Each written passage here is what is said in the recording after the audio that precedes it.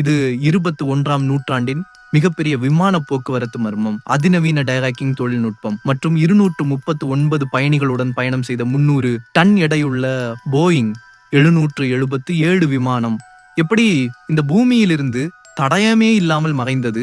எந்த ஒரு அவசர அழைப்பும் இல்லை, எந்த இயந்திர கோளாறு எச்சரிக்கையும் இல்லை. 10 ஆண்டுகளுக்கும் மேலாக நீடிக்கும் ஒரு பயங்கரமான மரண அமைதி மட்டுமே மிஞ்சியது. இன்றைக்கு மலேசியா ஏர்லைன்ஸ் விமானம் 370வின் பின்னால் உள்ள உறைய வைக்கும் காலக்கோடு, குழப்பமான செயற்கைக்கோள் தரவுகள் மற்றும் இருண்ட கோட்பாடுகளை பற்றி ஆழமாக பார்க்க போகிறோம்.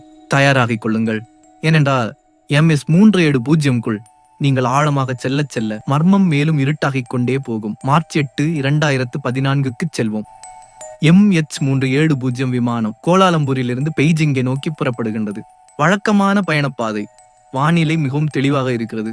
அதிகாலை 1:19 மணிக்கு மலேசிய விமான போக்குவரத்து கட்டுப்பாட்டு அறை விமானத்தை வியட்நாம் வான்வெளி கட்டுப்பாட்டிடம் ஒப்படைக்கிறது. கேப்டன் ஜஹாரி அஹ்மத் ஷா மிகவும் அமைதியாகவும் சாதாரணமாகவும் குட் நைட் மலேசியன் 370 அப்படின்னு விடைபெறுகிறார்.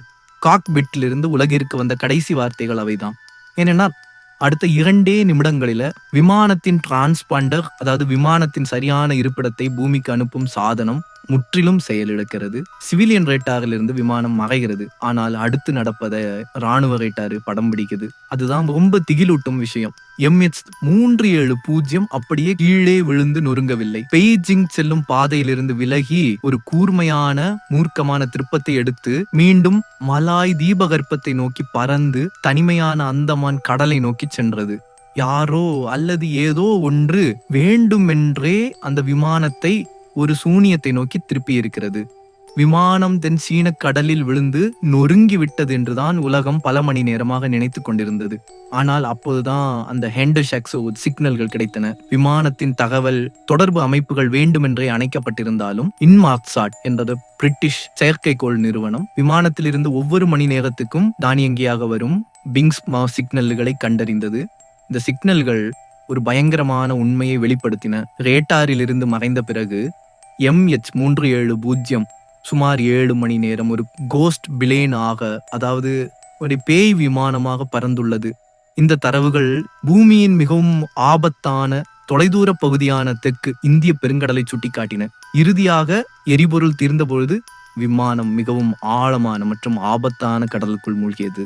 அங்கு அதை தேடுவது கடலில் விழுந்த ஊசியை தேடுவதற்கு சமம். விமான வரலாற்றிலேயே மிகவும் விலை உயர்ந்த தேடுதல் வேட்டை ஒரு 1,20,000 சதுர கிலோமீட்டர் கடல் பரப்பில் நடைபெற்றது.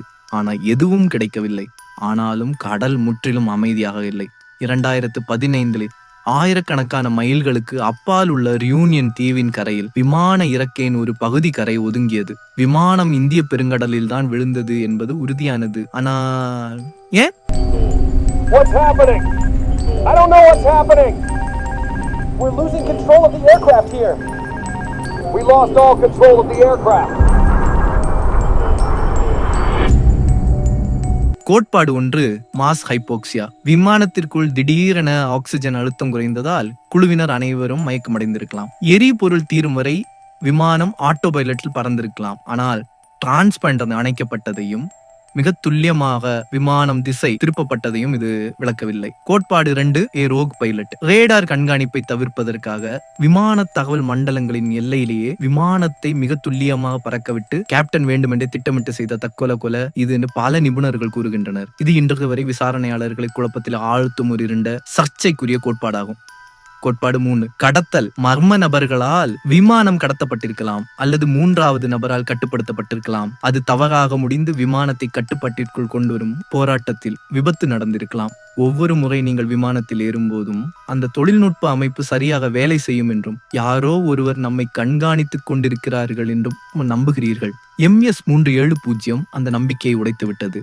ரேடார் தரவுகளுக்கும் கடல் அலைகளுக்கும் பின்னால் ஒரு பதிலுக்காக 10 ஆண்டுகளுக்கும் மேலாக காத்திருக்கும் 239 குடும்பங்கள் இருக்கிறார்கள். அந்த இரவு MS 370 இன் காக்பிட்டில் என்ன நடந்திருக்கும் என்று நீங்கள் நினைக்கிறீர்கள்? இது ஒரு சோகமான இயந்திர கோளாறா அல்லது அதை விட பயங்கரமான சதியா? உங்கள் கருத்துக்களை கீழே கமெண்டில் சொல்லுங்கள். நான் ஒவ்வொரு கமெண்ட்டையும் படிப்பேன். விமான போக்குவரத்து வரலாற்றின் இந்த இருண்ட மர்மம் உங்களுக்கு விறுவிறுப்பாக இருந்திருந்தால் லைக் பட்டனை தட்டுங்கள், சப்ஸ்கிரைப் செய்யுங்கள், பெல் ஐகானையும் கிளிக் செய்யுங்க.